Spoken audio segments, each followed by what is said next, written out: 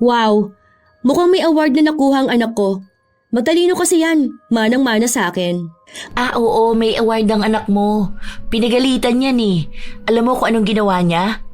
Kinupitan lang naman niya ng pera yung kantin nila. Pumasok siya doon. Maliit. Ang daming tao noon. Abala mga nagbabantay sa kantin. May pera doon sa baba ng kaha. 3,000 kinupit ng anak mo. Hindi mo yun maitatanggi dahil kita sa CCTV. Pinapanood talaga sa akin. Bata lang naman yan. Ano namang alam ng mga bata sa ganyan, di ba?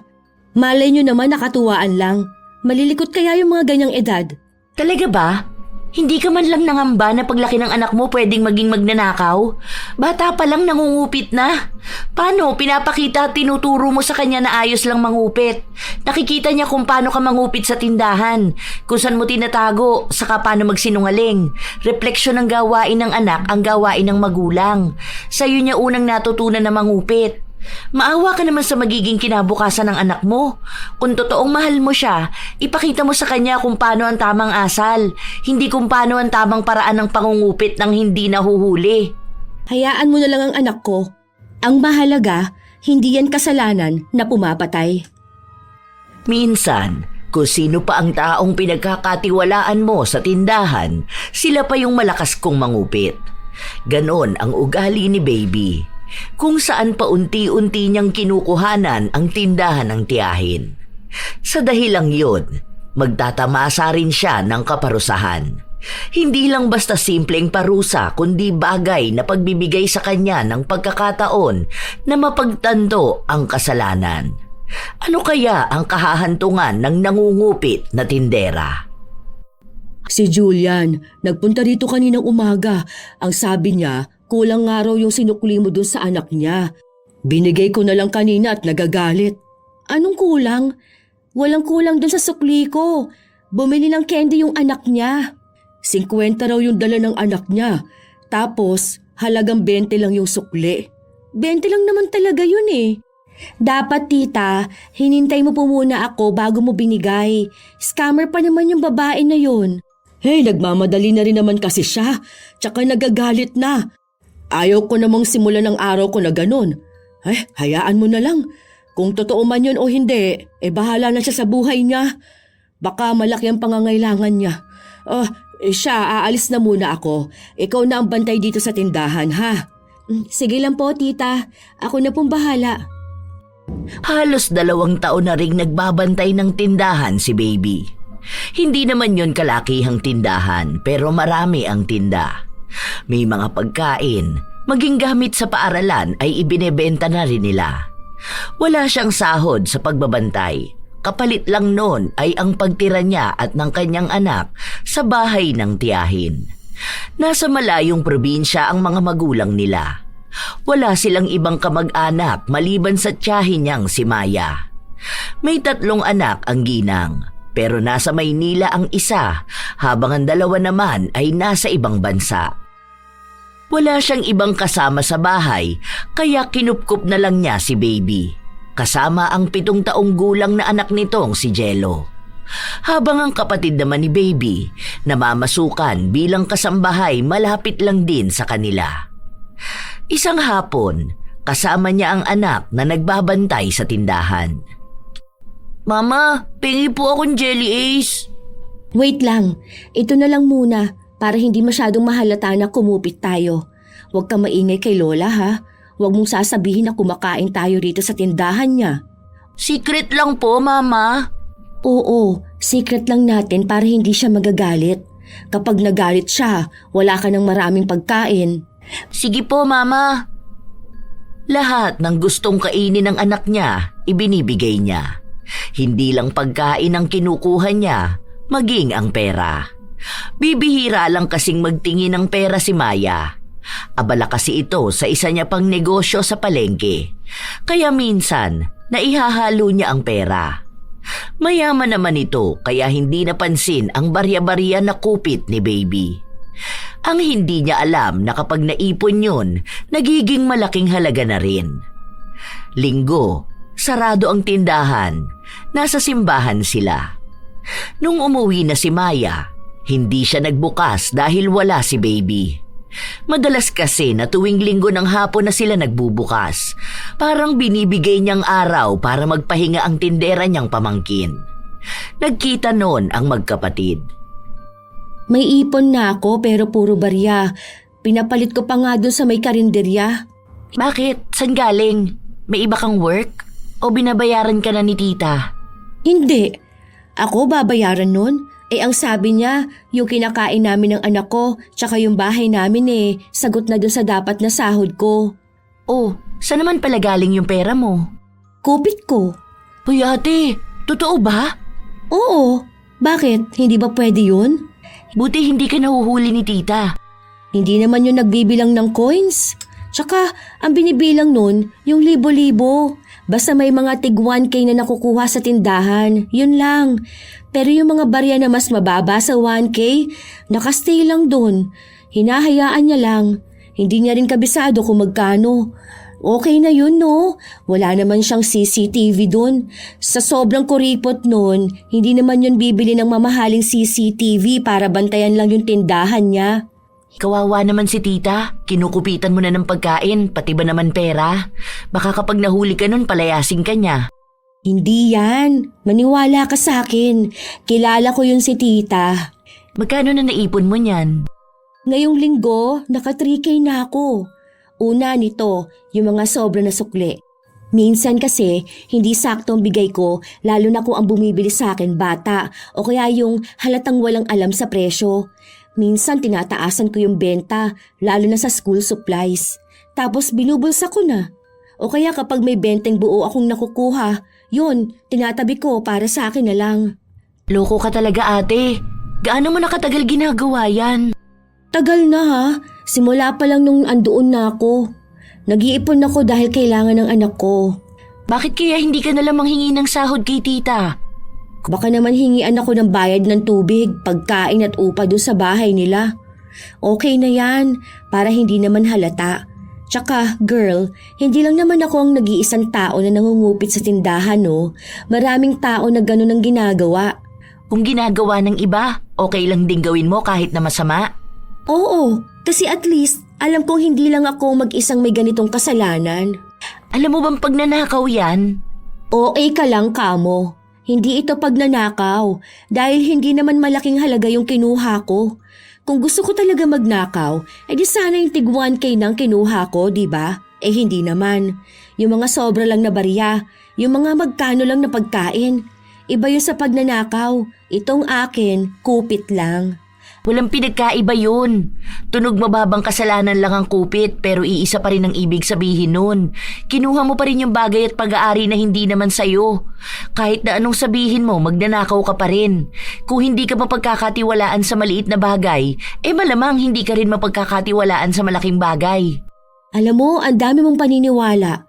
Kaya hanggang ngayon mahirap ka pa rin Ang dami mong alam sa ganyan. Minsan sa buhay, hindi naman kailangang lumaban ka ng patas. Kailangang matuto kang maging mapanlamang. Mapag-iiwanan ka kung may prinsipyo ka. Kahit na, okay na sa akin yung ganito. At least tapat ako. Tayo na mahihirap magiging tapat. Habang yung mga mayayaman na politiko, ninanakawan din naman tayo. Kita mo na, yun talaga ang gusto mong palabasin Alam mo, minsan na nga lang tayo mag-usap kung ano-ano pang sinasabi mo sa akin. Hindi ka na lang maging masaya sa tagumpay ko. Oh, siya, aalis na kami. Babalik na kami ng bahay, baka nagbukas na yun ng tindahan si tita. Nung umuwi sila, bukas na nga ang tindahan at si Maya ang nagbabantay. Tila ba nagbibilang siya ng mga tinda niya? Pasensya na po tita, anong oras na kami nakauwi? Nagkita po kasi kami ni Kemly. Ay hindi, sige okay lang. Hindi naman sana ako magbubukas pero may naghahanap ng alak kanina. O kumusta na palang kapatid mo? Maayos naman po tita. Hiring nga raw po sila ng labandera Ako yung kinukuha niya. Ay, wag! Ikaw nga lang yung maaasahan kong magbabantay ng tindahan ko. Bigyan na lang kita ng sahod mo. Ayos na ba kahit na 100 pesos? Libre naman lahat. Pagkain, bahay, o hindi ka na nagbabayad ng bills. O ano sa tingin mo? Yun na nga po ang sabi ko sa kanya. Magsasabi po muna ako sa inyo. Alam mo, Wala kasi akong ibang tao na pwedeng pagkatiwalaan. Ikaw lang talaga. Yung hindi ba ako nanakawan? Baka kapag ibang kunin ko wala na akong maabutang pera dito sa tindahan ko. Baka nga pati ibang gamit ko makuha pa.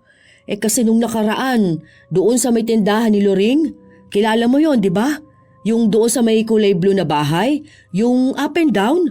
Di ba sa baba nila may parang mini grocery? Yung may mga tinda rin silang frozen foods? Yung may bigasan? Opo. Oo nga po pala. Napadaan ako doon nung nakaraan Sarado na pala sila. Anong nangyari po? Ang lakas po ng tinda nila doon Naalala ko, yung iba kasi talaga doon bumibili ng bigas. Nagpapautang din kasi sila Oh, ayun na nga. Yung tindera niya doon, ninakawan sila. Ay, tinangay ka mo pati ang laptop nila. Nakakatakot. Higit 100K ang nawala sa kanila. Oh, paano raw po nangyari yon? Yung isa nilang kasama, yung boy nila doon. Nako, syota pala nung tindera. O ayun, silang dalawang magkasabwat. Ang nakakatakot doon, kung bumaba si Loring nung gabi na yon, baka pinatay siya. Nakita po ba sa CCTV? Wala naman silang CCTV doon. Hindi naman gaano uso yun ngayon. Ang may CCTV rito, yung sa mga grocery lang tapos ang labo pa. Paano pong nalaman na sila? May nakakitang kapitbahay nila. Hindi nga lang agad nakapagsumbong. Dahil may hawak na pamalo, nakablatter na ngayon. Wala na nga, hindi na nila makita. Yun ang ikinakatakot ko. Kaya ayaw ko rin na ibang tindera ang tatao rito sa tindahan ko. Mas mainam na ikaw na lang na pinagkakatiwalaan ko pa. Ay, oo nga po. Nakakatakot nga yun. Kaya huwag ka na umalis ha. Bigyan na lang kita ng sahod mo. Hindi naman totoong may papasukan siyang iba. Ginamit niya lang yung palusot para malaman kung ano ang magiging reaksyon ng kanyang tiyahin. Hindi naman siya nagkamali dahil yon ang inaasahan niya. Hanggang sa lumipas pa ang ilan pang mga linggo, may mga nakukuha siyang barya-barya. Minsan pa, may batang bumili sa kanya. 1,000 ang bitbit ng bata pero bumili lang ng candy, kaya hindi na niya sinuklian. Tingnan ko nga kung may kukuha nito. Kapag wala, akin na lang. Parang napulot lang to ng bata sa bahay nila. Buong maghapon siyang naghintay. Wala namang nagpupunta sa tindahan. Minsan kasi, may mga bata na bumibili sa kanya na may bitbit na malaking halaga ng pera.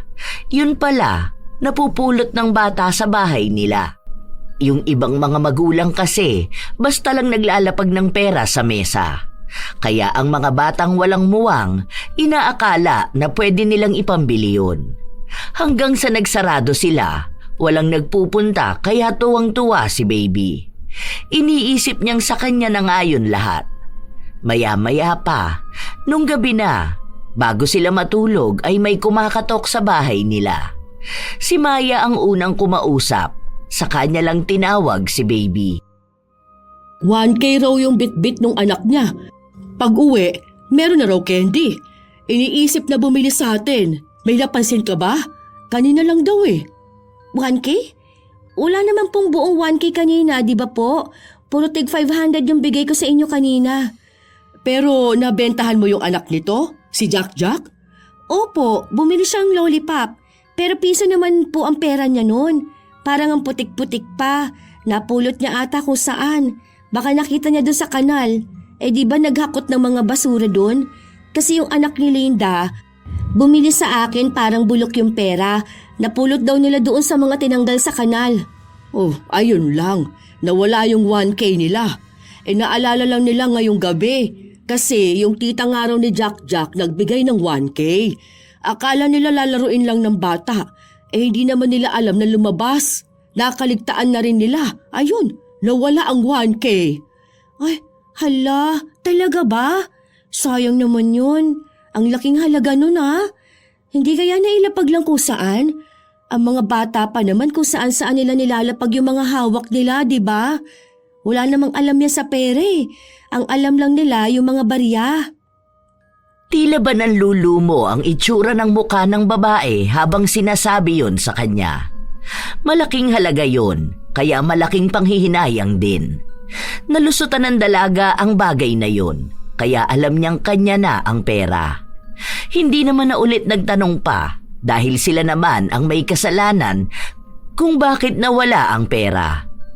Ilang araw pa ang lumipas, ang dami na namang nagiging kupit ni Baby. Minsan pa, silang dalawa ng anak ang nasa tindahan.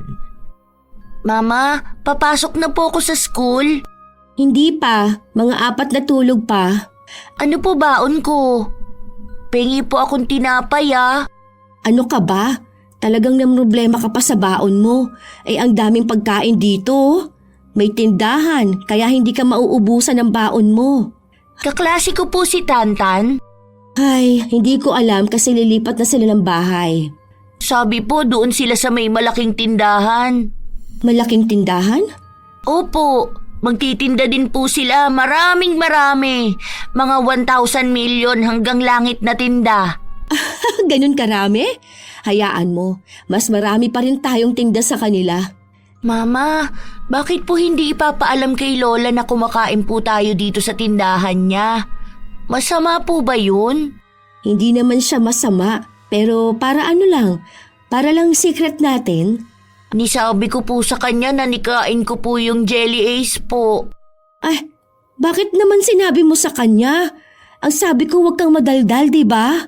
Kasi po, nitatanong niya ako. Sabi niya po kung ano pong nikakain ko kapag hapon na. Tapos po, yun, nisabi ko. Bawal naman po magsinungaling magagalit si Papa Jesus. Hindi magagalit, basta kailangan tama lang yung pagsisinungaling mo.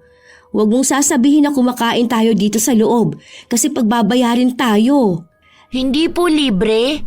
Libre yon kapag hindi nila alam. Kapag walang nakakaalam na ibang tao, hindi tayo magbabayad. May pera tayo. Kapag may pera tayo, bibili tayo ng maganda mong gamit. Tapos, bago mong sapatos. Saka po laruan? Oo, sa kalaruan mo. Kaso sinabi mo na kay lola mo o paano yon? Hindi ko na lang po ulit sasabihin. O basta kapag ganyan secret lang natin ha. Opo, sige po. Tinuturuan ni Baby na magsinungaling ang kanyang anak para lang pagtakpan ang kanyang mga ginagawa. Dahil bata, mabilis matuto. Lahat ng sinasabi ng ina, akala niya yon ang tama. Kaya laging pinapagalitan ni Kemli ang kanyang ate. Lalo na nung nagkita sila. Nagkwento sa kanya ang pamangkin. Ano naman? Di ba? Ngayon palang bata pa si Jello, alam na niya kung paano kumilos sa mundong ito. Nakaka-proud naman talaga ang anak ko. Proud ka pa sa lagay na yan? Ang bata pa ng utak noon, ganyan na yung ginawa mo. Pinapakita mo sa kanya na ayos lang maging masamang tao. Grabe ka naman, masamang tao agad. Hindi ba pwedeng maging tamang tao sa mundong ganito kagulo? Nilalason mo yung utak ng bata. Dapat inosente lang yan. Pero tinanim mo sa kanya na ayos lang yung nangunguha ng bagay na hindi kanya. Paano kapag ginawa niya rin yung ganon? Dahil lang sa'yo nang nakikita at ginagawa ng nanay niya. Basta wag lang siyang mahuhuli. Pwede ko naman siyang turuan paano magpalusot. Alam mo, ikaw rin ang mahihirapan yan sa huli. Maniwala ka sa akin, ate. Hindi yan. Diba? At least yung anak ko may alam na sa buhay. Alam na niya kung paano magiging magaling sa mga ganyang bagay. Ngayon lang ako nakakita ng nanay na proud sa ganyang maling gawain ng anak. Sige, ikaw naman yan eh. Kailan ba kasi kami nanalo sa'yo? Lahat kaya ng gusto mo sinusunod mo. Tapos kahit na mali naman talaga, pinaglalaban mong tama. Gina-justify mo yung pagiging kupitera mo. Akala mo talaga alam niya yung justify? Sus, katulong ka lang naman dyan sa bahay ng mayaman mong amo, no? Naririnig mo lang naman yon. Hindi mo naman alam kung anong ibig sabihin. Alam ko yun, kasi narinig ko yun sinabi ng amo ko sa anak niya. Parang ano yun, humahanap ka lang ng dahilan para magbukang tama yung mali na nagawa mo. Sus! Hayaan mo na. Tsaka bata pa naman yung anak ko. Yun na nga ang problema doon. Bata pa yung anak mo, alam na niya yung ganyan. Baka sa susunod niyan, ikaw na ang kukupitan niyan. Subukan niya, yari siya sa akin. Hindi mo yan masasabi dahil ngayon pa lang alam niyang tama yung ganon. Dahil yun mismo ang tinuturo mo sa kanya. Kahit na anong sabihin ng kapatid ni Baby, hindi niya ito pinakikinggan. Ilang beses pa nga na nahuhuli ni Kemli ang pamangkin niyang kumukupit. Minsan kasi ay sinusundo niya ito sa paaralan, lalo na malapit lang sa bahay ng amo niya. Pinapayagan naman kasi siyang makasama ang pamangkin. Pero nakikita niya kung paano magpuslit ng pagkain ng bata. Sa edad nitong 7 taon, kaya nang manguha ng hindi nahuhuli. Kaya bago iuwi ni Kemli ang pamangkin, kinausap niya ito. Alam mo ba na bad yung ginagawa mo? Isauli na natin yan ha. Magagalit si Papa Jesus niyan. Hindi naman po magagalit, sabi ni Mama. Hindi pwedeng kumukuha ka ng hindi iyo, ha? Pero po, nikakain namin yung mga tinda ni Lola Maya. Hindi naman po nagagalit si Papa Jesus po. Saka po, secret lang yun. Huwag sasabihin sa iba. Basta, makinig ka sa akin. Hindi pwedeng kunin ng bagay na hindi iyo. Pagkain man yan o pera. Kapag pag-aari ng iba, sa kanila lang yun. Kung gusto mo, pwede mong hingiin. Kung bibigyan ka, magpasalamat ka. Kung hindi naman, huwag mong pipilitin. At mas lalong huwag mong kukunin. Galit si Papa Jesus sa mga magnanakaw. Hindi naman po yun nakaw, tita. Hindi naman po money ang nikukuha ko. Kahit pera o gamit o pagkain yun, hindi nga pwedeng kunin. Sa susunod, hindi ka na pwede rito sa amin kapag ganyan ka. Magagalit ang amo ko. Okay po, sige po. Anong sasabihin mo? Hindi ko po alam. Mag-sorry ka. Wala naman po akong ginagawa na kasalanan po, tita. Meron. Yung kinupit mo yung pagkain ng alaga ko. Binalik ko naman na po. Kinuha ko kaya naibalik. Kung hindi ko yun nakita at kinuha, iuuwi mo yun. Kaya dapat mag-sorry ka. Hindi ko naman po inuwi. Kaya po hindi po ako magsosorry. Ang tigas na ng ulo mong bata ka ha. Tara nga, iuuwi na kita sa inyo. Mabuti na lang at pinayagan si Kemli na lumabas. Inihatid niya ang pamangkin sa bahay. Si Baby lang ang naroon, nagbabantay sa tindahan. Sa nakalipas na ilang buwan, yun lang ulit ang araw na bumisita doon si Kemli. Oh, akala ko ba mamayang gabi mo pa yan ihahatid? Alam mo ba kung anong ginawa niyang anak mo? Kumupit ba naman doon sa bata sa bahay? Yung anak ng amo ko. Na-stress ako. Ang tigas ng ulo niyan. Kahit mag-sorry ayaw niya. Huwag mo na pilitin. Ganun talaga ang mga bata. Hindi mo masasabi kung kailan sila hihingi ng tawad. Hinayaan mo na lang sana. Kaya lumalaking ganyan ang anak mo puro ka na lang hayaan. Kahit na hindi naman dapat hinahayaan. Oh, ano naman yung mga barya na yan? Kita ko. O kupit mo? Ganun na rin yun. Mga sobra tong sukli kanina. May bumiling matanda. May dala siyang 50. Mukhang malabo ang mata. Kako, 20 lang ang pera niya. Hindi naman pumalago. Ayun, sinuklian ko na lang ng magkano. At talagang natuwa ka pa? Nanloko ka na nga ng tao? Hindi lang tong tindahan ang kinukupitan mo pati na rin yung mga taong bumibili. Okay lang yun. Mga barya lang din naman na hindi nila napapansin, no? Bakit? Masama na ba yun? Kahit na barya lang? Kahit na anong akto na may kinalaman sa pangungupit, mali. Mas matanda ka sa akin, ate. Dapat nga mas alam mo yan Ayan, pati anak mo, ganun na yung ginagawa. Habang naiinis si Kemli sa kanyang ate, dumating naman ang kanilang tiyahin. Oh, andito ka pala. Bakit naman ganyan ang mga mukha ninyo? Ano nangyari sa inyo? Nagtatalo ba kayong dalawa? Minsan na nga lang kayo magkita, ganyan pa kayo. Wala po tita. Hindi po kami nag-aaway. May pinag-uusapan lang po kami. O siya, papasok na muna ako sa bahay. Ang sakit ng balakang ko. Sige po tita, aalis na po ako. Hindi maisumbong ni Kemli ang ginagawa ng kanyang ate. May halong awa kasi yun. Iniisip niya na saan na lang pupulutin ng kapatid niya kapag bigla silang pinalaya sa bahay. Dahil lang sa pangungupit niya. Hindi naman sila tutulungan ng dating kasintahan ni Baby na siyang ama ni Jello. Lalo na at may iba na rin itong pamilya. Pinagsabihan na lang niya ang ate na mukhang walang pakialam sa kanya. Pinagpapatuloy lang nito ang pangungupit. Hanggang maging si Jello ay nasasanay na rin. Minsan pa, umuwi ang bata na may mga barya. Oh, saan galing yan? Sa school po. Binigyan kayo ng pera? Hindi po. Yung kaklase ko po nagbebenta po siya bunot-bunot. Tapos po ako po nagbantay. Kumuha po ako ng pagkain. Tapos po yung nagbubunot, nilalagay ko po yung pera sa bulsa ko. Secret ko lang po yun. Ah, ang talinong bata naman talaga ng anak ko.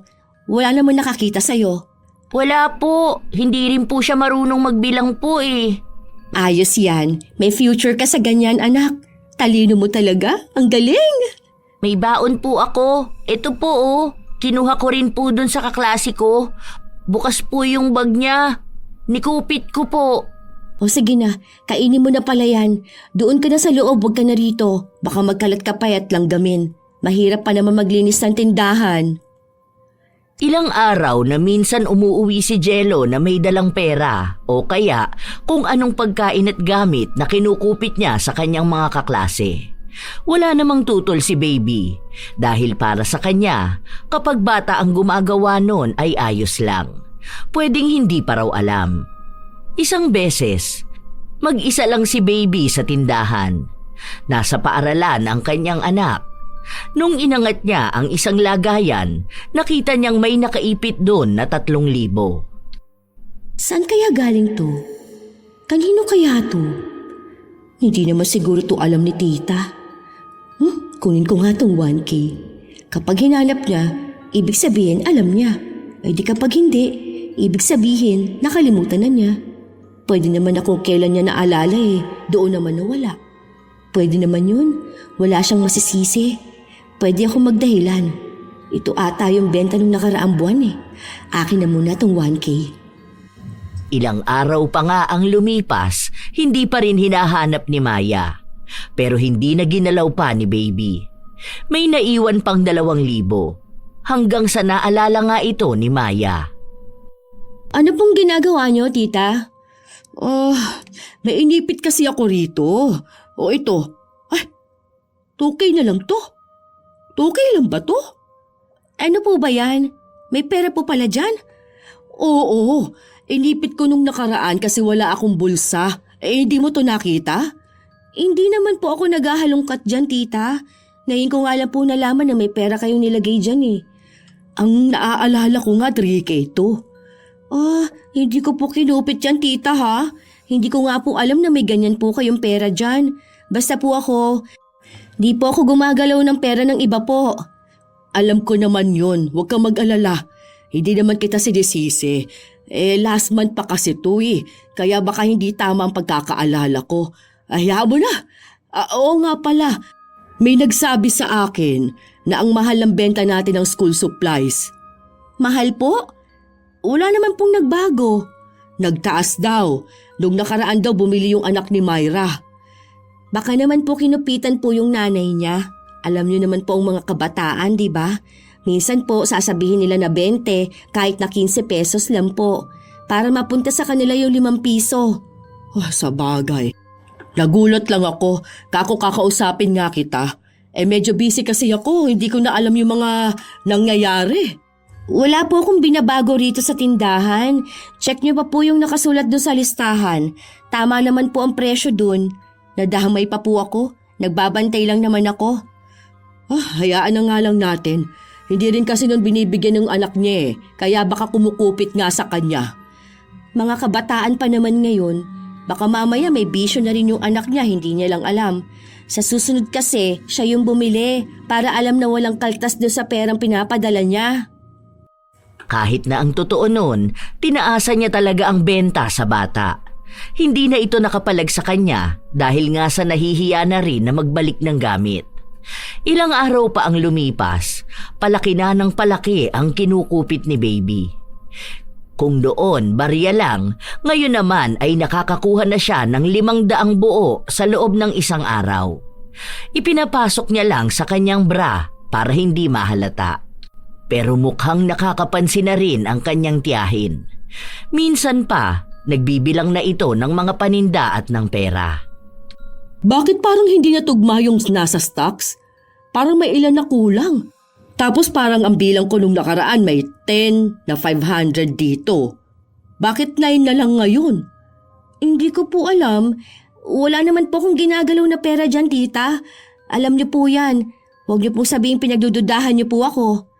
Hindi naman sa ganun. Makakalimutin po kayo, di ba? Baka naman po kinuha niyo yung isang 500 tapos po ibinayad o ibinili niyo sa labas. Ay, kahapon po, 500 ang iniabot niyo doon sa nagbebenta ng tinapa. Iba naman yun. Hindi naman yun yung 500 na kinuha ko rito. Galing naman yun sa bulsa ko kasi. Sukli naman yun ng 1K na pinabili ko kanina sa palengke. Sure po ba kayo na sukli yun? Oo. Ata. Alam ko. Kasi may 100 pang ang kasama yun. Kinuha ko yung 500 tapos 100 na lang natira. Nasaan po yung 100 na sobra? Hindi ko alam. Basta talaga alam ko na may pera akong iba. Kita nyo na po. Nalilito na rin po kayo kung ano ba talaga eh. Kaya po malamang yan, yung 500 na hinahanap ninyong nagastos ninyo. Ay, siya. Bahala na nga. Ay sige, hayaan na lang siguro. Ano ba naman kasi tong utak ko? Parang utak ng goldfish. Ang bilis ko naman talagang makalimot. Okay na yan. Alam ko naman na hindi ka kukuha ng pera sa akin. Hindi po talaga. Nangihingi po ako kapag kailangan ko. Nung nakaraan po nanghingi ako ng pambayad sa project ni Jello. Kung tutuusin po, pwede pong kumuha na lang ako sa tindahan. Kaso hindi ko naman po ginagawa yon dahil ayoko rin naman po na masira ang pangalan ko para lang sa isang bagay na gagawin ko. Malaki pong tiwala ninyo sa akin. Kahit na ano pong mangyari, hindi ko po yun sisirain. Alam ko naman yun. Kaya pasensya ka na talaga ha. Hayaan mo, sa susunod, sisikapin kong tandaan. Malaki din naman talaga ang tiwala ko sa'yo dahil kahit na minsan hindi mo ako binigo. Madaling madaan sa ganong bagay si Maya, kaya kahit huling-huli na si Baby, nagagawa niya pa rin ng palusot. May mga bagay kasi talagang nakakalimutan ni Maya, dagdag pang ginagatungan ni Baby. Isang beses, nakakita siya ng magandang gamit na gusto niyang bilhin para sa anak. Pero masyadong malaking halaga ang kailangan niya. Kahit paubusin niya ang ipon niyang galing sa pangungupit, hindi pa rin sasapat. Nung may nakita naman siyang kahawig ng bagay na yon, mahal pa rin. Ayaw niyang gastusin ang perang itinabi niya. Kumupit kaya ako ng pera sa tindahan. 5K lang naman to. Gawan ko na lang siguro ng paraan kung paano ko mapapalusutan. Habang naglalakad siya pa uwi, may narinig siyang dalawang babae na nag-uusap sa harapan niya. Tungkol yun sa budol-budol o yung mga nagsasagawa ng hipnotismo para makapanloko. Madalas na nagbibigay ng pera o gamit kahit na hindi nila alam. Bigla na lang niyang naisip na gawin yun. Matalino siya pagdating sa ganong kalokohan at kaya niyang utuin ang tiyahin. Lalo na ang mga may edad na, madali talaga silang maniwala. May mga balita na rin naman sa TV patungkol doon at may mga tao na may patotoo sa ganon. Isang araw, kinuha niya ang 5,000 sa kaha. Matapos noon, isiniksik niya sa kisame sa lugar na hindi natatangkain pang buksan ng kanyang tiyahin. Hanggang sa sumapit na ang gabi, doon niya kinausap ang kanyang anak. Mamaya kapag nasa gate na si lola mo, takbo ka dun. Kunwari sabihin mo, umiiyak ako kanina pa, ha? Sige po, Mama. Kapag naniwala na siya sa atin, magpupunta tayo ng mall. Bibili tayo ng laruan na gusto mo. Yung ganun po sa kaklasiko? Yung pinipindot po na kotse? Oo, ayun nga. Basta wag mo sasabihin kay lola mo, ha? Sabihin mo lang umiiyak ako, ganun. O ayan na. Andyan na ata siya. Naririnig ko na yung gate. Mabilis lang namang turuan ang kanyang anak, kaya nakuha na rin kung anong gusto niyang iutos. Kaya nung umuwi si Maya, alalang-alala siya kung bakit umiiyak ang kanyang pamangkin. Oh, ano nangyari sa'yo, baby? Naku po, ano, may masakit ba sa'yo? Anong nararamdaman mo? Sorry po, tita. Sorry po. Sorry saan? Ano bang ginawa mo? Kasi po, May nawawala pong 5K. Ha? 5K? Bakit? Anong ginawa mo ba? Paano? Nabudol po ako. May nakausap po akong matanda kanina na bumibili po. Tapos nang wala na po ako maalala. Nung bumalik na ako sa wisyo, ayun po, tita. Kita kong bukas yung kaha. Tapos nung binilang ko po na wala na po yung 5K. Hindi ko na po alam eh. Hindi ko na po alam kung anong gagawin ko, tita eh. Wala naman po akong pamalit na sa pera po na nawala. Sorry po. Ay, Diyos ko po. Ang laki ng 5K. Hindi ka ba nasaktan? Hindi naman po. Pero natatakot po ako. May karma din yung mga tao na ganon. Hindi na natin yun mahuhuli. Ganon yung nangyari doon sa kabilang tindahan sa palengke. May matandang babae rin daw na lumapit sa kanya. Noong una, nagtatanong daw kung magkano tinda niya. O tapos nakita namin dun sa CCTV sa palengke na para siyang nawawala sa wisyo. O ayun, nagbigay siya ng pera doon sa matandang babae. Nakakaloka talaga mga taong ganyan. Mga mapanlamang sa kapwa. Sorry po, tita. Wala naman na tayo magagawa. Kahit naman magalit ako, hindi naman na maibabalik yung 5K ko. Heist! Hayaan niyo po, mag-iipon na lang po ako ng pambayad ko sa inyo. Lalo na po kapag nakakasahod na po ako. Iipunin ko po yan hanggang sa makakuha po ako ng 5K na pampalit doon. Hindi na. Hayaan mo na. Sa susunod, mag-iingat ka na lang. Ipasok mo na agad sa loob ng bahay kapag may tig-1,000 para maiwasan natin yan. Uso pa naman ngayon yung ganyan na budol-budol gang. Salamat po, tita. Pasensya na po talaga. Ligtas na naman si Baby at ang kanyang pangungupit. Nung nagsarado na ang tindahan, nasa loob na sila ng kwarto ng anak. Binibilang na niya ang pera na nakuha niya. Bukod pa sa 5,000, meron pa siyang mga barya na nakupit.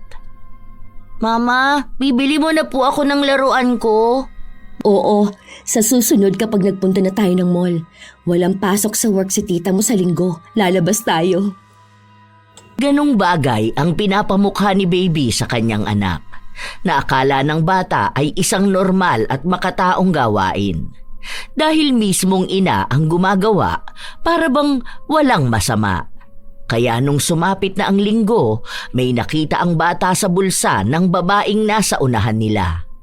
Mahuhulog na ang pera, pero sa halip na isauli yon, kinuha ni Jello. Nasa loob pa sila ng simbahan noong mga oras na yon. Sinabi niya lang sa ina na may pera siya nung gumagala na sila at hinihintay na lang si Kemli. Saan galing to? Napulot ko lang po. Saan? Kanina pa to? Sa simbahan po, Mama. Uy, nasa 2-4 din to ha. Sama ko na pala to sa ipapakash in ko mamaya. Tara, ang tagal ng tita mo. Paalis pa lang sa kanila eh. Bili na muna tayo ng laruan na gusto mo. Mama, pwede po tayo kain sa Jollibee? Doon talaga tayo kakain. Sabi ni tita mo kapag mataas ang score mo sa test ninyo, ililibre na tayo, di ba? Tsaka bagong sahod yun. Yay! May laruan na ako! May Jollibee pa! May kamahalan ang laruang binili ni Baby, pero may pera naman siyang galing sa kupit niya sa tiyahin niya. Nung nalaman ni Kemli ang halaga ng laruan, nagtalo na naman sila ng kapatid niya. Ayaw pa nga niyang iparinig sa bata, kaya nilibre niya na lang ito para makapaglaro muna kasama ang ilan pang mga bata. Ate, bakit naman ganyan? Kumukupit ka kay tita para lang bumili ng laruan? May mga mura naman ah. Ganito yung sa mga kaklase kasi ni Jello. Masisisi mo ba ako kung gusto ko lang namang ibigay yung para sa anak ko? Talaga bang ganyan na ang mindset mo? Alam mo, Kemli, hindi mo pa alam tong ganito dahil hindi ka pa naman ina. Saka mo malalaman kung gaano kasakit sa isang ina na walang kahit na ano ang anak niya. Hindi totoo na walang kahit na ano si Jello. Kaya ko naman bilhan siya ng laruan eh. Pero yung laruan na maayos, hindi yung ganyan na nakikisabay sa mga kaklase niya. Saka bakit uunahin mo yung laruan?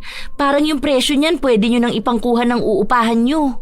Bakit naman kami uupa eh? Kasama na nga namin si tita. Libre na nga lahat doon, gagastos pa ba ako?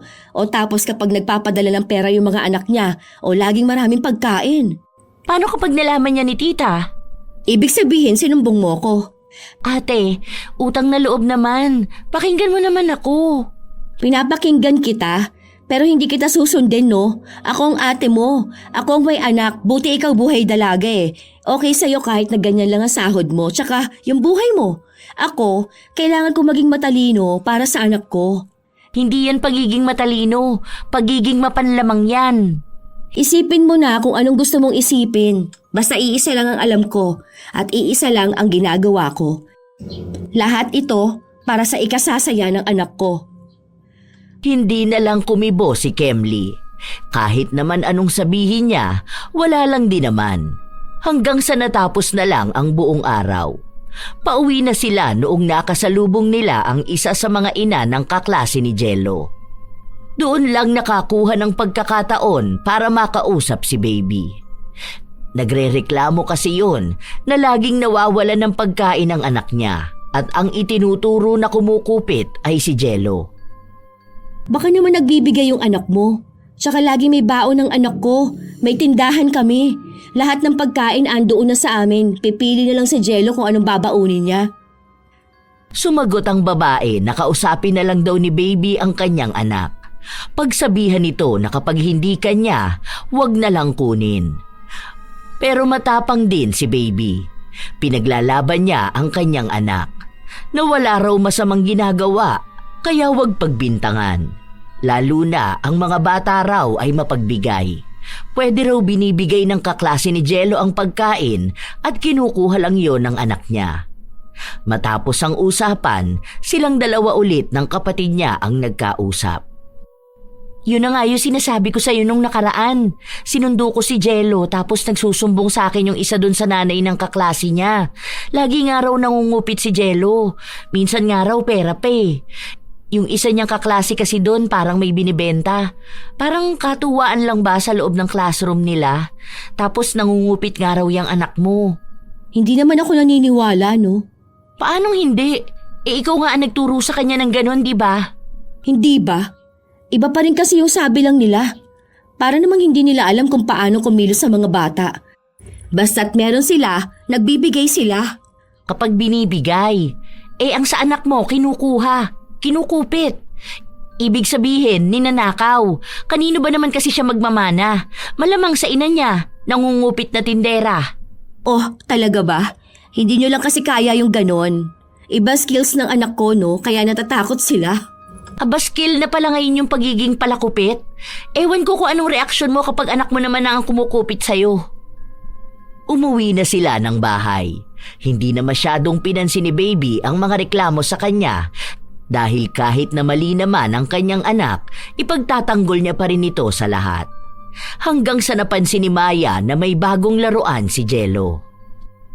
Wow! Ang ganda naman yan. Saan galing yan? Bili po sa akin ni Tita Kemli. Ay, talaga ba? Ang mahal ata ng ganyan.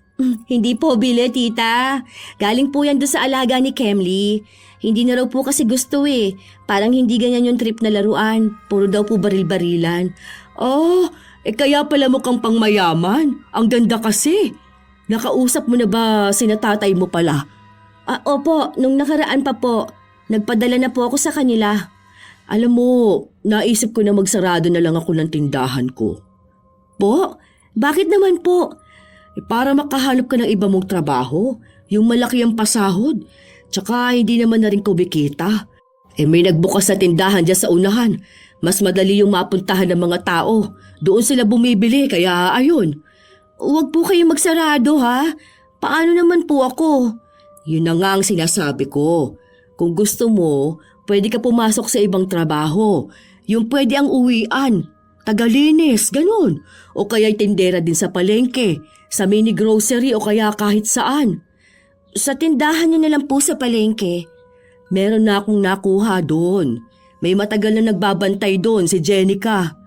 Hindi po ba pwede na dalawa na lang po kami para sana magpahinga ka na lang po rito sa bahay nyo? Sabi rin naman po ng mga anak ninyo na dapat dito na lang po kayo sa bahay, di ba? Bakit po ba hindi na lang yun ang gawin ninyo? Kaya ko naman kasi magtrabaho at magtinda pa. Kung gusto nyo po na magbakasyon po kayo sa probinsya, magbakasyon po kayo doon sa anak nyo. Paano naman yung pwesto ko? Ayun na nga po.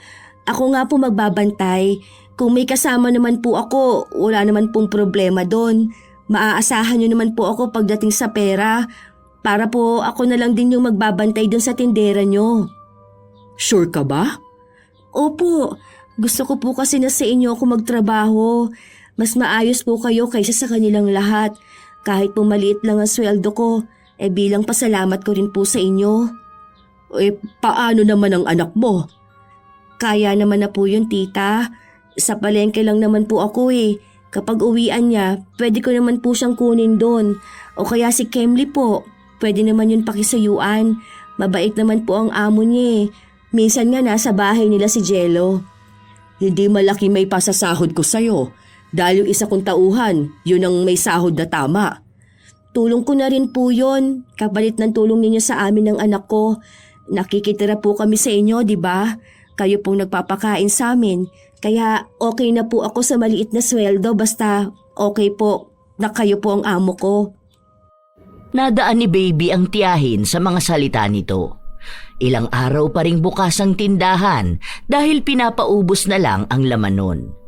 Mas maraming nakukupit si Baby dahil tila ba hindi na masyadong pinagtutuunan ng pansin ni Maya ang tindahan. Basta nagbibigay siya ng pera, yun na yun. Abala rin kasi si Maya. Lalo pa, kinukuha siya ng anak na magpunta sa ibang bansa para makapagbakasyon siya kahit na paano. Hanggang sa naubos na ang paninda. Pero halos kalahati nun pinapabaon o pinapakain ni Baby sa kanyang anak. Hanggang sa nagpunta na siya sa pwesto ng tiyahin niya sa palengke. Naging tindera na rin siya doon. Nasa ibang bansa pa rin si Maya nung mga panahon na yon. Minsan pa, nangupit ng pera si Baby pero nahuli siya ng kasama niya. Magdadahilan sana siya pero pinabalik sa kanya. Pinagbantaan din siya na sa susunod, kapag nahuli siyang nangungupit ay isusumbong na siya. Kaya nakita niya bilang malaking hadlang ang kanyang kasama. Ang tapang nito Kapag balik ni tita, siya mismo magtatanggal sa'yo sa trabaho mo. Tingnan na lang natin kung uubra ka pa. Ang lakas ng loob mong magsabi sa akin na nangungupit ako at isusumbong mo ko. Maghanda ka. Hindi na mapakali pa si Baby na matanggal ang kasama niya. Nung nakabalik na nga si Maya, nagpunta siya sa pwesto. Doon na nakakuha ng magandang tiyempo si Baby para matanggal ang kasama niya. Inipit niya sa loob ng bag ang 5,000 para lumabas na nagnanakaw ang isang tindera. Parang may nawawala. Kulang. Magkano po ba, tita? Sakto naman po ang bilang ko kanina. 2 beses pa nga po nung binilang ko. Kulang ng 5,000. Ay, hala, hindi ko na po alam yan, tita. Dahil naroon si Jello, nautusan na siya ng ina sa gagawin niya. Para bang maglalaro siya doon, tapos siya ang makakakita ng pera. Hinahanap at binibilang kasi nila yung ibinigay kay Maya, maging yung isang tindera. Maya-maya, nagtatakbo si Jello. Anak, huwag ka naman malikot dyan. Alam mo na nga na may ginagawa kami Ay, ang kulit naman ng bata na to. Pauuwi na talaga kita. Hindi po, Mama. Naglalaro lang naman po ako Hindi nga laruan dito, di ba? Nakita mong may hinahanap kami. Wow! Ang dami naman pong pera sa bag mo. Nakuha ang atensyon nilang lahat. Maging ang isang tindera ay nagtaka. Nung makita na may 5,000 sa bag niya, galit na galit si Maya. Hindi naman yun makikita sa CCTV dahil sira yung bandang nakatutok sa kanila. Nabasag ang kamera nung may mga bata na naghahabulan doon.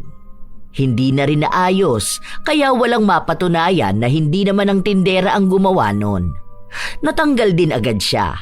Lalo na at sinulsulan na rin siya ni Baby. Nung umuwi na sila ng bahay, sobrang sama ng loob ni Maya. Grabe. Ilang taon ko na siyang tindera doon. Ngayon niya pa ginawa sa akin to. Maayos naman ang pasahod ko sa kanya. Tsaka nakakautang naman siya kapag kailangan niya talaga ng trabaho.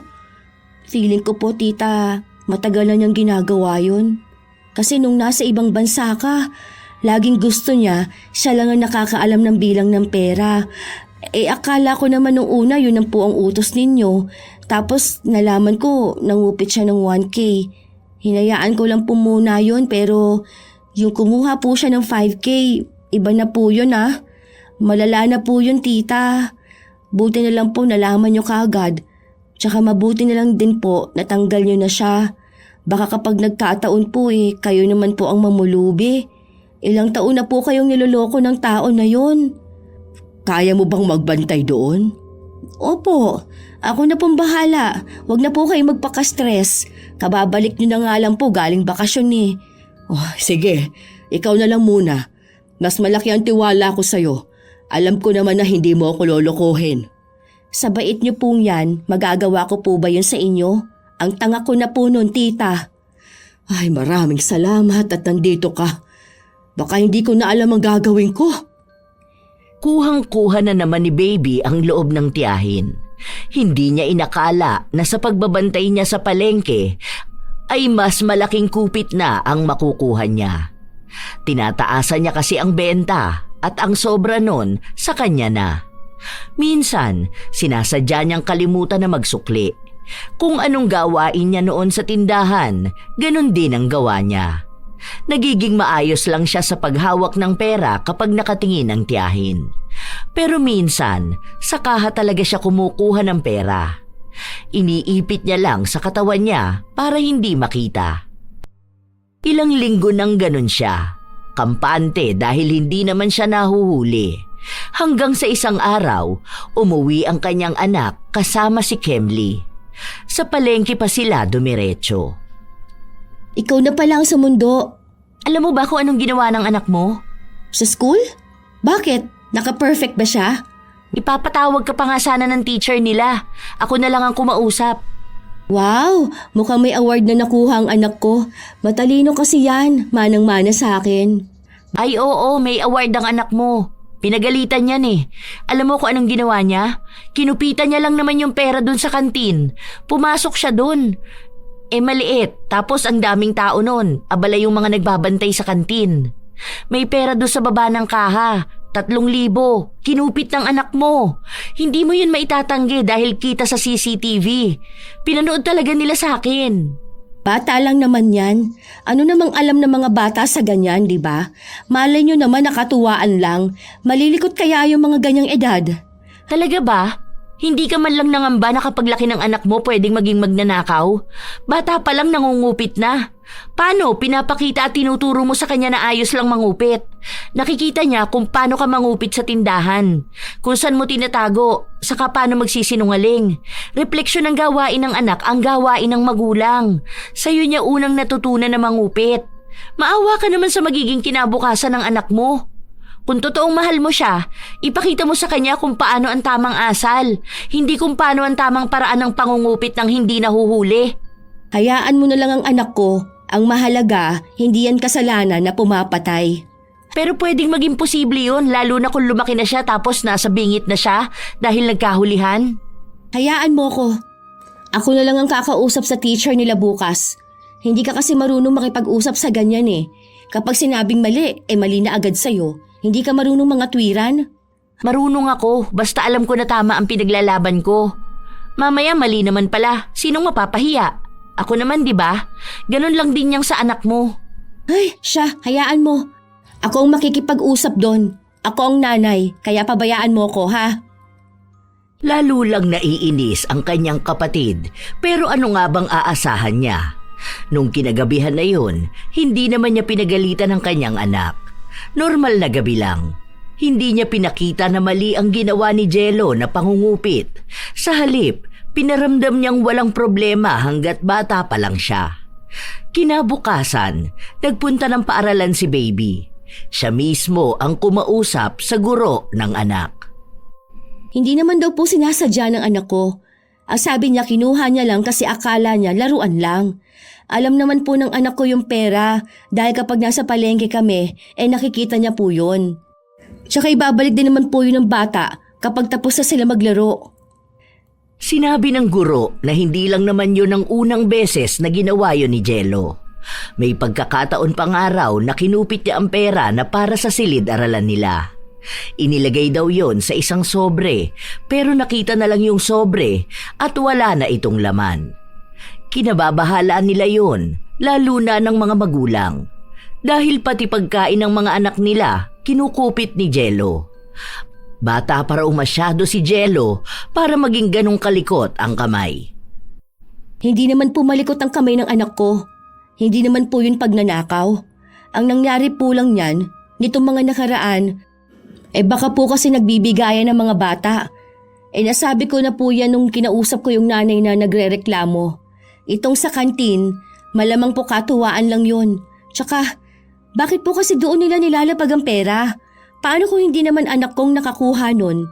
Baka mamaya nakita lang nila yung bata na doon nagtatatakbo o tapos siya na ang sisisihin. Hindi naman po pwedeng husgahan na lang ng gano'n ang anak ko dahil lang siya ang nakikita. Kahit na halata namang mali si Jello, pinipilit at pinaniniwalaan pa rin ni Baby na walang kasalanan ang kanyang anak.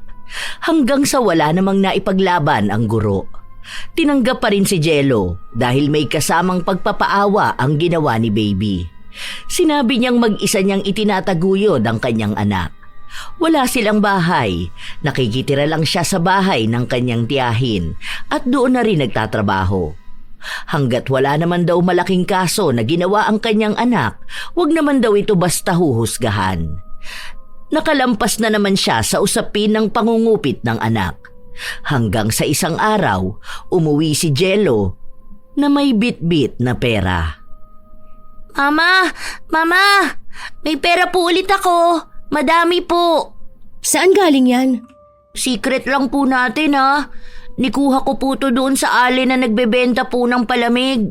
May nakakita ba sa'yo? Wala pong tao doon, Mama. Akin na nga. Magkano ba to? Nakagoma pa talaga ha? Tigbenta lang naman din to. Sige, mamaya bibilangin ko yan. Mama, kapag po marami na tayong pera, bibili po tayo bagong laruan ko. Oo, akong bahala dyan, nak. Pero bibili tayo ng damit mo kasi malapit na magpasko. Huwag ka lang papahuli ha. Gayahin mo si mama, nangungupit nang hindi nakikita. Opo, nilagay ko po agad sa bag ko po. Habang tumatagal, nagiging tama na sa mata ng bata ang pangungupit. Isang araw, bigla na lang nanigas ang mga daliri ni Baby. Hindi niya maiunat. Nakayukom lang yun. 2 kamay talaga, kaya yung pera na kinupit niya, nasa loob pa rin ng kamay niya. Hala ka dyan. Ano naman kayang nangyari? Masakit ba? Kapag po pinipilipit, ayan ang sakit. Aray ko po. Oh, wag na lang natin pilitin, ha? Mamaya dadaling kita sa doktor para malaman natin kung anong nangyari sa'yo. Nakakaloka. Kanina okay pa yung kamay mo. Paano ka kaya makakakilos siya na maayos? Tita, pwede pong patawagan si Kemli. Oh, sige, sadali lang ha. Isang malaking misteryo kay Baby ang nangyari sa mga daliri niya. Hindi niya ito maramdaman, kaya hindi niya makontrol na buksan. Sinusubukan niya pero hindi niya kaya. Kapag nagpapatulong naman siya sa iba, parang tinatanggalan siya ng buto sa sobrang sakit. Gabi na noong dumating ang kapatid niya dahil tinapos pa nito ang trabaho. Ayan yung sinasabi ko. Nagkaganyan lang yung kamay ng ate mo. Masakit yan kapag binubuklat. Ano ba kasing ginawa mo, ate? Wala naman. Nagtitinda lang naman ako kanina tapos noon, bigla na lang naging ganito yung kamay ko. Teka lang ha. May gagawin pala ako sa kusina. Diyan na lang muna kayo magkapatid. Tulungan mo nga ang ate mo ha, Kemli. Bakas ang takot na may halong pag-aalala sa mukha ni Baby. Hindi na niya alam kung ano pa bang dapat niyang gawin. Hanggang sa may sinabi sa kanya ang kapatid. Alam kong may laman niyang kamay mo. Ha? Ayos kailan ba? Anong pinagsasabi mo? Nakikita mo na ang hindi ko na mabuklat tong kamay ko. Alam kong may kinupit ka. Hindi mo pa talaga aaminin. Wala akong kinukupit, no? Alam mo, makakahawa ka lang ng maayos niyan kapag inamin mong nangupit ka. Tapos ibabalik mo yung pera na andyan sa kamay mo. Wala nga akong kinukupit. Wala nga laman to. Bigla na lang nagtaga nito. Hindi ako naniniwala na bigla na lang. Alam ko meron kang kinuha. Aminin mo na. Malamang kumupit ka ng pera sa kahan ni tita. Wala nga. Sige, bahala ka. Ikaw rin naman ang mahihirapan yan. Huwag mo naman piliting buksan ang kamay ko. Ang sakit kaya. Ilabas mo na kasi yung perang kinupit mo. Paulit-ulit naman tayo. Hindi ko nga kasi kinuha. Ano man problema mo? Ayaw mo bang umayos yung kamay mo? Gusto mo talaga na ganyan ka lang? Kaya nga nagpapatulong ako sa'yo, di ba? Kaya nga pinapaamin kita sa kasalanan mo. Nagtalo ang magkapatid pero sa huli, hindi pa rin naman natanggal ang pagkakahawak ni Baby sa pera. Hindi niya inaamin na may kinupit siya. Sa inis ng kapatid, kusa na itong umalis. Hindi niya rin naman mapipilit ang kapatid kung ayaw talaga nitong aminin ang pangungupit. Ilang araw pa ang lumipas, nakayukom pa rin ang mga kamay ni Baby. Hindi na nga niya maasikaso ng maayos ang anak. Hindi na rin siya makapagtinda. Kaya isang araw, pinuntahan na naman siya ng kapatid. Kita mo na, mabubulok na lang yung pera sa kamay mo. Sinubukan na nga ito sa doktor. Hindi naman nila mabuksan. Sobrang sakit nga nung pinilit nila eh. Kala ko iiyak na ako ng dugo. Alam mo, hindi ka naman talaga masasaktan kung aaminin mo kung anong ginawa mo eh. May pera dyan. Isipin mong ibabalik mo yan kay tita para magalaw mo yan daliri mo. Tapos wag mo nang uulitin mangupit ha. Tingnan mo, pati buhay mo gagaan. Sinubukan ni Baby na aminin na may pera nga siyang kinupit. Pero sa kapatid niya lang sinabi. Maya-maya, ramdam niyang nakokontrol na ulit niya ang mga daliri niya. Naigalaw na niya ito. Naibukas na niya, kaya lumabas ang pera na kinupit niya. Itatago niya na sana ang pera, pero kinuha agad yon ng kapatid niya. Nakita mo na? Kapag inamin mo kung anong ginawa mo, talagang gagaling ka. Kaya isasauli ko to kay tita. Sana naman sa susunod, huwag ka nang kukupit. Baka hindi naman dahil dyan. Bahala ka. Ikaw naman ang mahihirapan eh. Hindi pa rin naniniwala si Baby sa mga sinasabi ng kanyang kapatid. Isang umaga, bumalik sa pagtitinda si Baby. Nag-aalala pa nga ang kanyang tiyahin na baka kung anong mangyari sa kanya. Lalo na, hindi pa sila sigurado kung babalik ba ang sakit niya. Hindi na kaya aayos yung mga daliri mo? Anong sabi ba? Bakit daw nagkaganyan? Saan ka ba nagpagamot? Kasi noon sa ospital, hindi naman nila alam kung anong pwedeng gawin, di ba? Baka po nanigas lang. Ngayon po, feeling ko po, kaya ko naman na po ulit. Sigurado ka ba dyan, ha? Opo. Walang kadala-dala si Baby. Hindi pa nga lumilipas ang araw, nangupit na agad siya. Inipit niya ng pagkaliit-liit ang 1,000 hanggang sa nanigas na naman ang kanyang mga daliri. Sa pagkakataon na yun, mas masakit, mas ramdam niya. Lalo na nung humigpit at tila ba bumabaon ang perang tinupi niya sa mga palad niya. Aray ko! Ang sakit! Grabe! Ano ba to? Ang sakit Mama, naman. ano po nangyayari sa'yo? Parang nasasunog ang mga daliri ko na. Aray. Hingi ka ng tulong sa kanila. Hindi kinakaya ni Baby ang nangyayari sa kanya. Hindi niya alam kung sisigaw ba siya, kung hihiyaw siya sa sakit o ano paman. Basta ang alam niya lang, sobrang sakit ng nararamdaman niya. Hindi niya alam kung kanino siya hihingi ng tulong. Mabuti na lang at may lumapit sa kanya na isa rin sa mga tindera. Dinala pa nga siya sa ospital na mas lalong nagbigay ng sakit sa kanya. Tinurukan siya ng gamot kaya ang nangyari, lumobo at namaga ang kanyang mga kamay. Nakiusap na lang siyang tawagan ng kapatid niya. Balak pa sanang operahan agad ang kanyang kamay, hindi lang pumayag si Kemli. Inuwi siya sa bahay ng tiyahin nila. Ayan, ang lala na ng kamay mo. Yung anak mo nagtatanong sa akin kung anong nangyari sa'yo. Hindi ko na lang sinabi kung ano ba. Andun siya kasama ni Tita Maya. Hindi yan pwede makita ng anak mo. Nakakatakot. Grabe, sobrang sakit. Hindi ko na alam kung anong gagawin ko. Bakit kasi kumukupit ka na naman? Ayan, mas malala na.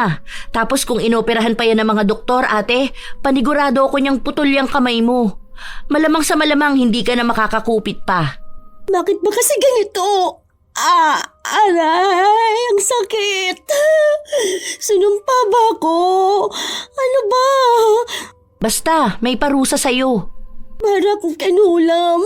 Grabe, sobrang sakit talaga. Naku, kinukulam ka talaga. Ha? Anong sinasabi mo? Hindi ka naman kasi nakikinig sa akin eh. Kaya ayan, humanap na lang ako ng paraan kung paano ka parurusahan. Simple lang naman sana yan, kasi akala ko nagbago ka na nung una. Kaso mas lumala ngayon dahil ginawa mo ulit yung dapat hindi mo na ginagawa. Bakit mo naman ginawa sa akin to? Na hindi ka man lang naawa sa akin at sa anak ko? Ha? Alam mo bang nahihirapan na ako? Paano ko paaasikasuhin ang anak ko? Hindi mo na lang kasi ako pinabayaan. Naaawa ako, kaya nga nagawa ko yan eh. Para naman magbago ka na. Kaso, ikaw naman yung ayaw magbago. Ayoko naman na lumala pati yung anak mo. Huwag mo sabihin pati anak ko pinakulam mo. Hindi ko naman ipapakulam yung bata, no? Gagaling ka rin naman basta aaminin mo yung ginawa mo. Saka kung magbabago ka na talaga. Yun lang ang paraan. Wala akong ginagawang masama. Aray, ang sakit. Kahit na hindi na mawari ang klase ng sakit na nararamdaman ni Baby, hindi niya pa rin aaminin kung ano ba talaga ang kasalanang ginawa niya. Ilang araw pa ang lumipas, laging namamaga ang mga kamay niya. Bigla na lang hihilab, bigla na lang sasakit na para bang sinusunog. Dahil doon, hindi na siya makapagtrabaho ulit. Pilitin man niya, hindi niya talaga kaya. Ang nag-aasikaso na lang sa anak niya ay ang kanyang kapatid. Pinagsasabay ni Kemli ang trabaho at ang pag-aalaga sa pamangkin, lalo na kapag papasok sa paaralan. Minsan pa, nasa kwarto sina Baby at Jello. Mama, hindi pa po ikaw magaling? Sayang po, dami pong pera doon po kay Lola Maya. Hayaan mo anak, gagaling din naman si Mama. Malapit na. Sana po gumaling na ikaw. Bibili pa po tayo ng laruan ko. May pera po ako. Nikuha ko po doon sa kaklase ko po. Nasa bag niya lang po eh. Hindi naman po niya gagamitin. Sige lang, labag mo lang doon na. Ako nang bahala. Sakit. Hapdi na naman. Grabe. Para namang sinusunog to. Grabe naman. Aray. Napapahiyaw na lang si Baby. Kahit na inuman niya ng gamot, wala talagang nangyayari. Habang lumilipas ang ilan pang mga linggo, nasa bahay lang si Baby.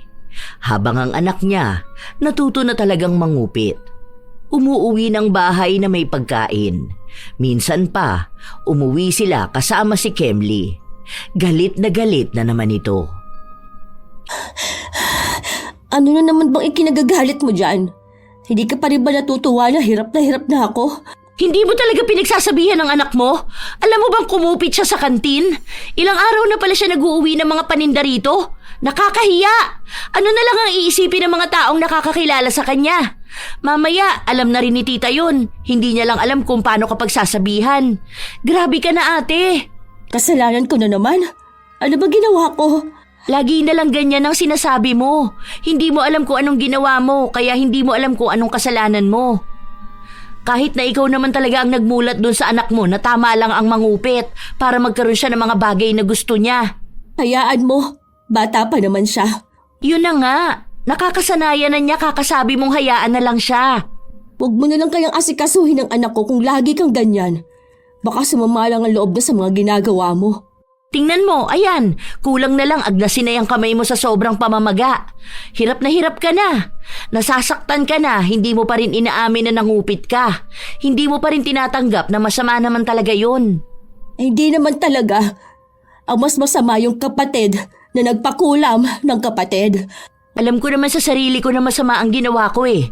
Saka tanggap ko na kung may babalik na kung ano sa akin dahil sa ganyan. Kaya nga lagi ako nagdarasal at humihingi ng tawad. Ang pinag-uusapan natin dito, ikaw mismo, at yung pagiging kupitera mo. Bakit hindi mo aminin tapos ituwid mo sa tamang landas ang anak mo, bago pa mahuli ang lahat? Huwag mo kong pangungunahan ha. Huwag mong sasabihin sa akin kung anong tama at anong mali para sa anak ko. Ako ang ina. Ako lang ang may kakayahang sabihin kung anong dapat at hindi dapat. Eh sige, magdusa ka na lang ng pangmatagalan. Hayaan mo yung pera na kinupit mo na pumasok na sa laman mo. Tutal, hindi mo naman kayang humiwalay sa perang hindi iyo. Ayan, magdusa ka ng pangmatagalan. Simula noon, hindi na nagpupunta si Kemli sa kapatid. Hindi na rin ito inaasikaso ang pamangkin, lalo pa at palala ng palala ang nangyayari kay baby. May mga gabi na hindi siya nakakatulog, lalo na kapag pakiramdam niyang bumabao ng pera sa laman niya. Hindi naman na niya masabi kung may sugat ba siya, lalo na at nangangamoy din ang palad niya. Isang gabi, nagpatulong siya sa kanyang tiyahin. Okay na ba itong init na ito? Pwede na po yan, tita. Ano? Nagpa-albularyo ka na ba? Gusto mo bang samahan kita? Hindi na po. Okay lang po. Nangangamoy na rin kasi ang kamay mo. Para bang na-impeksyon, ganun. Gagaling din po ito. Grabe. Sakit. Mainit ba? Lagyan ko pa ng tubig na malamig. Hindi naman po siya mainit, pero sobrang sakit po, tita. Grabe. Ay, Diyos ko. May mga likido pang malagkit na lumalabas dyan sa kamay mo. Ano ba naman yan? May hawak ka ba riyan bago naging ganyan? Baka naman yun ang nakakaapekto sa kamay mo. Diyos ko, ang baho pa. Okay lang po. Huhugasan ko na lang po at nililisan. Bakit kaya ayaw magpunta ng kapatid mo rito? Nagtalo ba kayong dalawa? Hindi niya rin inaasikaso ang anak mo. Kakausapin ko nga yung si Kemli. Kami na lang pong dalawang mag-uusap. Sakit aray. Grabe. Tinitiis na lang ni baby ang sakit, lalo na kapag binababad niya sa tubig ang kanyang kamay. Ramdam niyang parang hinihiwa rin ng pera ang laman niya. Baka nga bulok na maging ang pera na nasa kamay niya. Paano? Ang daming nana na lumalabas sa kanyang mga kamay. Ilang araw pa ang lumipas, dumating sa bahay nila si Kemli. Ano? Masaya ka na sa nakikita mo? Alam mo ba kung anong ginawa ng anak mo? Ayun, kasama niya si Tita Maya. Anak ko na naman ang nakikita mo. Alam mo bang kinupitan niya yung tindera na kilala ni Tita Maya? Oo, tama ka. Kasi sinama raw siya ni Tita sa palengke dahil nga sinundo na lang siya. Hindi mo yun alam, no? Tapos nung nakikipag-usap si Tita Maya doon sa tindera, pumasok yung anak mo sa loob. Akala nila simpleng laro lang. Ayun, nahuli siyang nangunguha ng pera. Sana pinaglaban mo man lang ang anak ko. Anong klaseng tiyahin ka? Anong pakikipaglaban ba ang gusto mo para sa anak mo? Ipagtanggol siya kahit na mali na siya? Kung hindi mo naman sana ako pinakulam, hindi ko naman mararamdaman tong ganito, di ba? Sana hindi mag-isa ang anak ko. Bahala ka na makipag-usap kay tita. Kung palalayasin kayo, aba, di umuwi kayong probinsya. Hindi umalis si Kemli. Hinintay niyang dumating ang tiyahin nila. Nasa labas pa lang, dinignan nila ang iyak ni Jello. Mama! Mama! Pinalo po ako! Bakit? Sino pumalo sa'yo? Ako? Ano ba naman yung anak mo? Nakakahiya naman. Yung kumari ko pa talagang ninakawan niya. Baka naman po hindi lang sinasadya ng anak ko. Sinadya niya. Ang galing mangupit. Tinago ba naman sa damit niya? Kahit na nahuli na sa kanya, hindi pa rin siya umaamin. Sinasabi niyang hindi niya yun kinuha. Ganyan bang tinuturo mo sa anak mo? Saan naman nagmana yan? Ha? Hindi ka naman ganyan. Mama, hindi ko po yun kinuha. Ay, napakasinungaling naman bata niyan. Papaluin ba kita kung hindi mo ginawa? Alam ninyong ayoko sa lahat yung malikot ng kamay at yung sinungaling. Kakausapin ko na lang po muna ang anak ko, tita. Na-stress naman ako sa batang yan. Pagsabihan mo yung anak mo, ha? Pagkaalis ni Maya, hindi pa rin natigil ang bata sa pag-iyak niya. Habang ang ina naman niya, sinasabi sa kanyang ayos lang yun, na wala naman daw problema. Hindi ganyan ang tamang pangangaral sa anak. Sabihin mo na may problema talaga, na masama yung ginawa niya. Ipamukha mo sa kanya na kasalanan yun, na kapag nalaman ng ibang tao, magagalit sa kanya, mawawala ng tiwala sa kanya. Huwag mo nga akong pagsabihan. Mas matanda ako sa'yo. Yun na nga eh, mas matanda ka pero wala ka man lang kinatandaan. Ano ba naman yan? Basta, ako nang bahala sa anak ko. Hindi, kapag ikaw ang dumisiplina dyan, lalaking kriminal ang bata na yan. Ikaw, Jello, tandaan mo yung sinasabi ko sa'yo ha. Yung ginagawa mo, masama yan. Kasalanan yan. Hindi naman kami magagalit ni Lola Maya mo kung tama yung ginagawa mo. Huwag mo nga pagsalitaan ng ganyan ng bata. Binibigyan mo ng trauma ang anak ko. Ay, talaga ba? Pero ikaw naman to nagbibigay ng trauma sa iba. Isipin mo yun sa ganyang edad. Bata pa yan, dapat wala yung ganyang kalala na kasalanan. Yun pang itinuro mo, kasama pa sa 10 Commandments. Hindi nga yun pagnanakaw, iba yun. Anong pagkakaiba ng pangungupit at ng pagnanakaw? Kung parehas ang intensyon na kunin ng hindi iyo. Basta, kasi nga, sakit. Sobrang sakit naman ng mga daliri ko. Grabe, parang isinasalang sa apoy. Ganyan talaga ang nangyayari sa mga taong makasalanan. Kung kamay mo ang gamit mo para magkasala, baka yan na yung unang nasusunog. Ano nang gagawin ko? Alam mo kung anong pwede mong gawin? Hindi ko na yung sasabihin dahil minsan mo na yung nagawa. Pero baka sa pagkakataon na to, may mas mabigat kang dapat piliin at panindigan. Yun lang ang masasabi ko. Ikaw lang ang makakapagpagaling dyan sa sarili mo. Iyak nang iyak si Baby. Hindi niya alam kung saan ba siya tatakbo.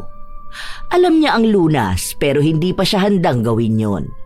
Hindi niya alam kung paano magsisimula dahil sa oras na umamin siya, malamang ay palalayasin na siya. Malaking kataksilan din ang ginawa niya. Hindi lang pera ang kinukupit niya. Pati na rin ang tiwala ng nag-iisang kamag-anak na naging mabuti sa kanya. Hanggang sa isang araw, habang tulog siya, bigla siyang nagising matapos na makita ang anak niyang umuwi ng bahay. May bit-bit itong laruan.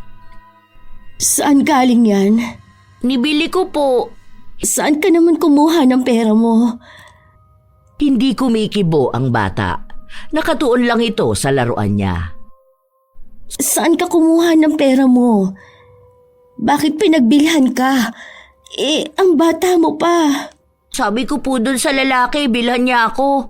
Nibigay ko po lahat ng pera sa kanya. Gusto ko po kasi ng laruan, Mama. Meron po ganito kaklase ko si JP.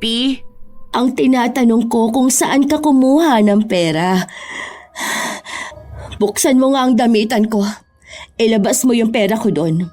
Ayaw po. Bakit? Ipakita mo yung mga ipon ko. Ayaw po. Wala naman po ako nigagawa na masama, Mama. Kinupitan mo ba ako? Ha? Ilang kinuha mong pera? Wala po, Mama. Wala naman pala. Sige, buksan mong damitan ko. Ayaw po, Mama. Wala po laman yan. Jello naman, kinuha mo lahat ng pera? Magkano lahat ng yun?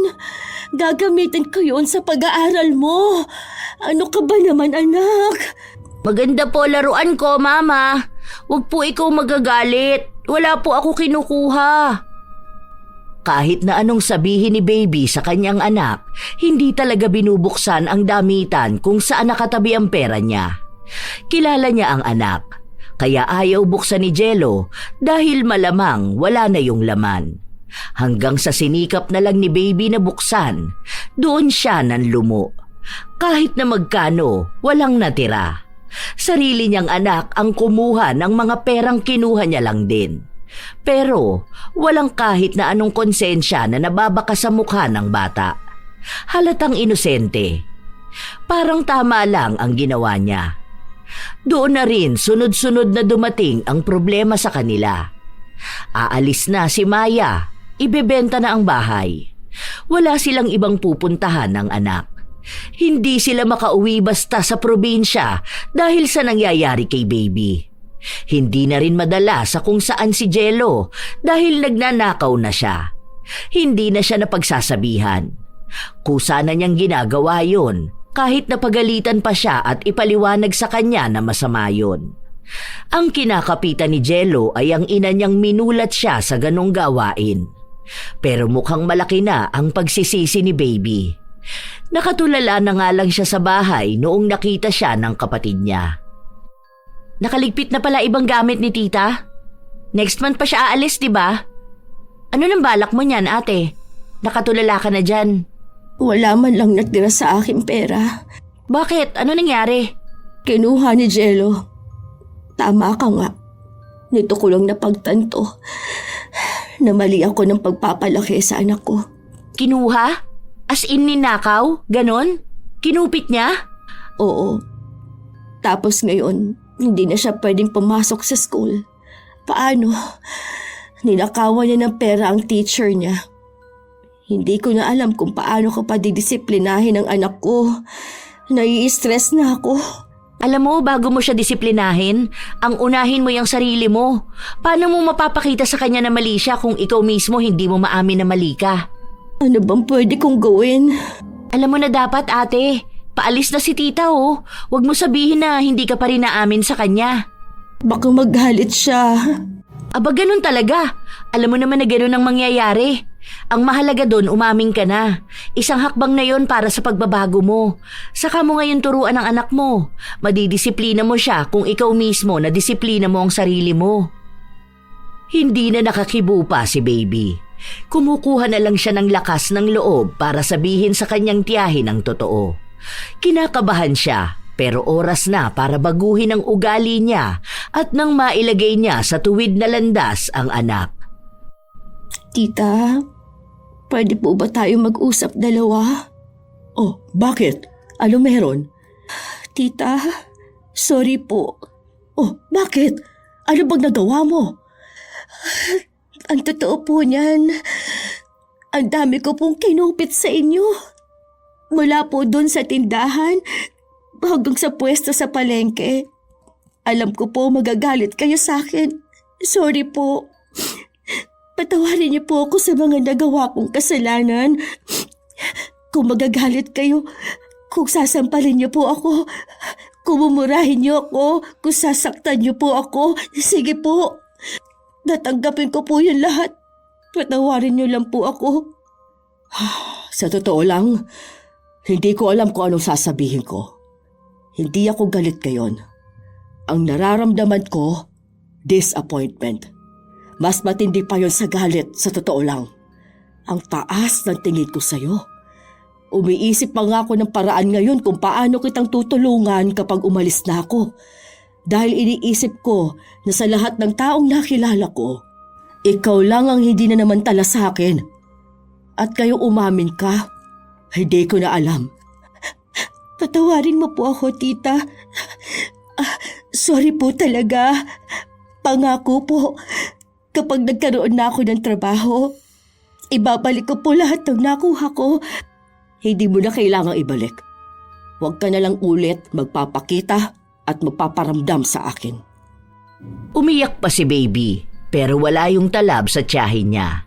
Hindi siya minura, pero yung malamig na pakikitungo sa kanya, tila ba mas masakit pa yon kaysa sa mga salita. Hindi sila nagkikibuan, hindi sila nagpapansinan, hanggang sa sinabi na lang sa kanya na umalis na sila. Noong umamin si baby, unti-unti na rin niyang naigagalaw ang mga daliri niya, pero hindi pa gaanong magaling. Lalo na't may sugat pa. Yung pera na hawak niya ng ilang buwan, parang sira na rin dahil sa sugat niya. Bumaon pa nga yun sa laman niya. Mabuti na lang, Tinulungan siya ng kapatid niya. Yon ang nag-asikaso sa kanya. Okay na yan, ate. Siguro mag-exercise ka na lang ng mga kamay mo sa susunod. Sana gumaling na yan. Huwag mo na uulitin yung ginawa mong pangungupit, ha? Oo, natuto na ako. Pasensya ka na, naging pabigat pa kami ng anak ko. Isa pa yung anak mo. Sawayin mo na yan. Naku, nung nakaraan nahuli ko yan nangungupit sa wallet ko. Aba, pinalo ko nga ang kamay. Nai-stress na nga ako sa anak ko eh. Pero ako naman ang may kasalanan nun. Kaya akong dapat na magturo sa kanya. Sana hindi pa huli ang lahat. Hindi pa yan. Basta maipamukha mo sa kanya na mali siya. Huwag ka maaawa kung mapapalo mo siya para lang malaman niyang kasalanan ng ginagawa niya. Kapag maayos na ako, tulungan mo naman ako maghanap ng trabaho. Kailangan namin ng anak ko ng pera. Wala na talagang kahit na ano sa akin eh. Kahit magkano. Sige ate, yung amo ko magbubukas ng bagong karinderya. Pwede kita irekomenda. Pero ate, sana naman wag mo nang ulitin yung ginawa mong ganun na pangungupit. Hindi na. Pangako. Magbabago na talaga ako. Kita mo nga, galit na sa akin si tita. Siya pa naman yung pinakamabait nating kamag-anak sa lahat. Bigyan mo na lang muna ng panahon. Sumama lang talaga ang loob niya sa'yo. Malay mo sa susunod, mapatawad ka na niya. Ang isipin mo ngayon, yung pagdidisiplina dyan sa anak mo. Naging matigas ang ulo ni Jello, kaya mas lalong nahirapan si Baby na disiplinahin ang anak.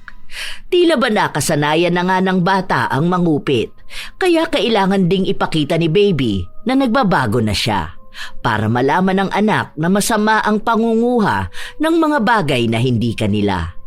Sa panahong kasalukuyan, kahit na paano ay kontrolado na ni Baby ang kanyang anak. Nagbago na rin siya. Kita na ng kapatid niyang sineseryoso na niyang maging tapat pagdating sa pera. Pero hanggang sa ngayon, hindi pa rin siya kinakausap ng kanilang tiyahin. Pero naghihintay pa rin si Baby ng kapatawaran. Ang mga kamay niya, naigagalaw na niya, pero may peklat ng nakaraan na nagpapaalala sa kanyang minsan siyang pinahirapan ng ugali niyang mapangupit. Sadyang may mga taong hindi nakikitaan ng mali ang pangungupit. Para sa kanila, nagiging katanggap-tanggap ito dahil maliit lang, hindi naman ramdam o ginagawa rin ng iba. Unti-unti, ang mali ay nagiging normal kapag paulit-ulit na binibigyang katwiran. May mga taong lumaki sa paniniwalang diskarte ang panlalamang, lalo na kapag mahirap ang buhay. May iba namang nawala ng malinaw na hangganan sa pagitan ng tama at mali dahil sa kapaligirang sinusuportahan ang pandaraya. Kapag nakikita na walang agarang kaparusahan, mas lalong tumitibay ang paniniwalang walang masama sa ginagawa. Sa kalaunan, namanhid ang konsensya. Ang dating ikinababahala ay nagiging karaniwan na lamang. Masama ang pangungupit dahil nakakasira ito sa tiwala ng ibang tao. Kahit pa maliit ang halaga, hindi pa rin ito pag-aari ng kumukuha. Ang maliliit na kupit ay naiipon at nagiging malaking kawalan, hindi lang sa pera kundi sa tiwala at dangal. Kapag nasanay ang isang tao sa maliit na mali, mas madali na ring gumawa ng mas malaking kasalanan. Unti-unti, sinisira nito ang relasyon, trabaho at reputasyon, mga bagay na mas mahirap ibalik kaysa sa pera. Tandaan na ang simpleng pangungupit ay walang pinagkaiba sa kasalanang pagnanakaw. Hindi pa rin kayang gawing tama ang mali kahit sabihing maliit na kasalanan lang ang nagawa. Maging tapat at wag na wag gagawin ang ugali ng nangungupit na tindera. Kayo ba mga apo, nasubukan nyo na ba ang mangupit o ang makupitan? Ano sa tingin ninyo ang nangyari kay Baby? Tama lang bang naparusahan siya at ang gumawa nun ay ang sarili niyang kapatid? Ibahagi nyo naman sa amin ang inyong kwento at opinyon. Naway may aral itong naging hatid sa inyo. Ito ang inyong Lola Telang at maraming salamat Sa palagi ninyong pakikinig, mga apo.